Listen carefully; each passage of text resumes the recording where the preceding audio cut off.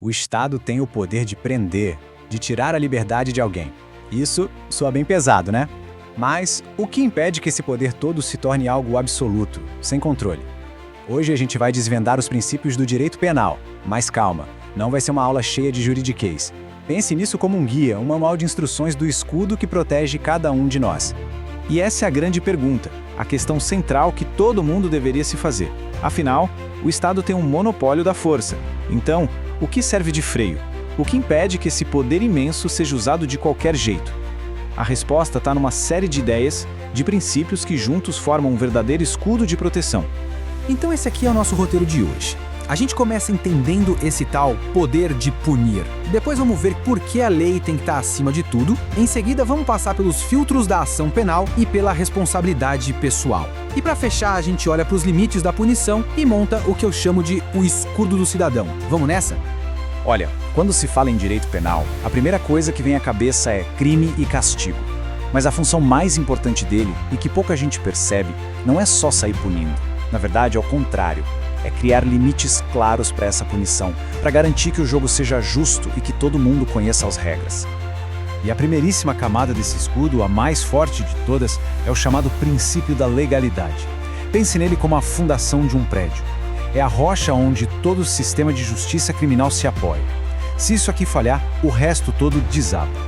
Essa frase em latim, nullum crimen nulla pena sine previa lege, parece algo super complicado, né? Mas a ideia por trás dela é, na verdade, bem simples e muito poderosa. Literalmente significa nenhum crime, nenhuma pena, sem uma lei anterior. Essa é a base da nossa segurança. E o que isso quer dizer na prática, no dia a dia? Quer dizer que um juiz não pode simplesmente acordar de mau humor, decidir que usar boné para trás é crime e sair prendendo as pessoas. Para algo ser crime, precisa estar muito bem descrito numa lei, e essa lei tem que existir antes da pessoa cometer o ato. Isso dá previsibilidade, segurança. E para que essa legalidade funcione direitinho, ela se apoia nesses 3 pilares que a gente vê aí. A lei precisa ser estrita, ou seja, clara, sem deixar margem para dúvida.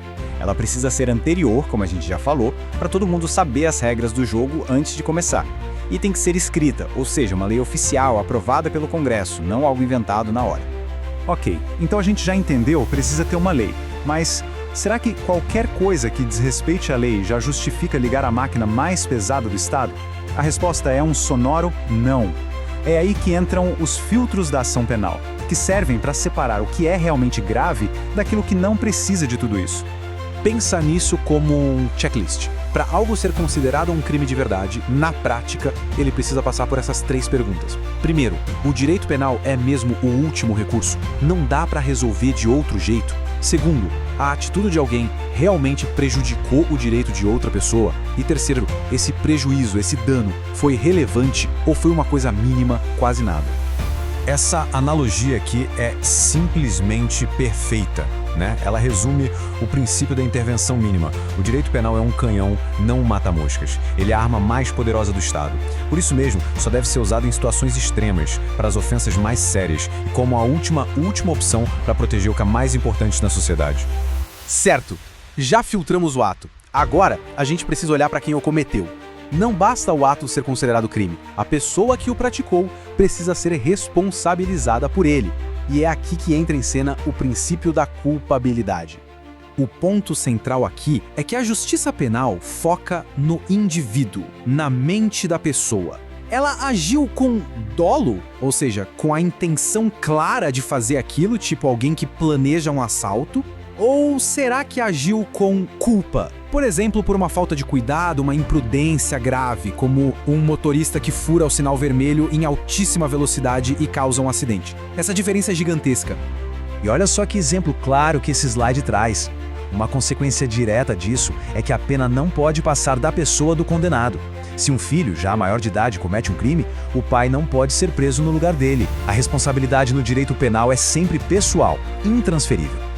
Beleza. Digamos que a pessoa passou por todos os filtros e, no fim, foi condenada.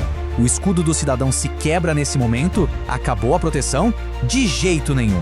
Agora entra em ação a barreira final, que coloca limites na própria punição. E aqui está o coração do princípio da humanidade. A nossa Constituição deixa muito claro que o objetivo da pena é tentar reintegrar aquela pessoa à sociedade. Não é simplesmente uma vingança, uma forma de causar sofrimento. A dignidade da pessoa humana tem que ser preservada, mesmo depois do erro. E isso não é só uma ideia bonita não, se traduz em proibições bem concretas, como essas que estão na tela. No Brasil, é totalmente proibido ter pena de morte, prisão perpétua, trabalhos forçados, banimento ou qualquer tipo de tratamento que seja cruel ou degradante. Essas são as linhas vermelhas que o Estado nunca, em hipótese alguma, pode cruzar. Pronto, chegamos ao fim da nossa montagem. A gente viu várias peças separadas, né? Agora, vamos juntar tudo isso para enxergar a imagem completa do nosso escudo do cidadão. Cada princípio que a gente conversou é uma parte fundamental dessa armadura contra o poder sem controle. E essa tabela aqui resume tudo de forma brilhante. A gente tem a legalidade, limitando o poder do juiz, a intervenção mínima, limitando o poder do Estado como um todo, a lesividade, que impede a punição de um pensamento, a culpabilidade, que foca na pessoa, a humanidade, protegendo a dignidade até do condenado, e a insignificância, que traz bom senso para o sistema. Tudo junto forma essa barreira de proteção. E para a gente fechar, fica uma reflexão no ar. Se a lei, na teoria, oferece tantos escudos, tantas camadas de proteção, por que será que a percepção de injustiça ainda é tão forte na nossa sociedade? Essa distância entre o que está no papel e o que acontece na vida real talvez seja o maior de todos os desafios do nosso sistema de justiça. Fica aí a pergunta para a gente pensar. Até a próxima!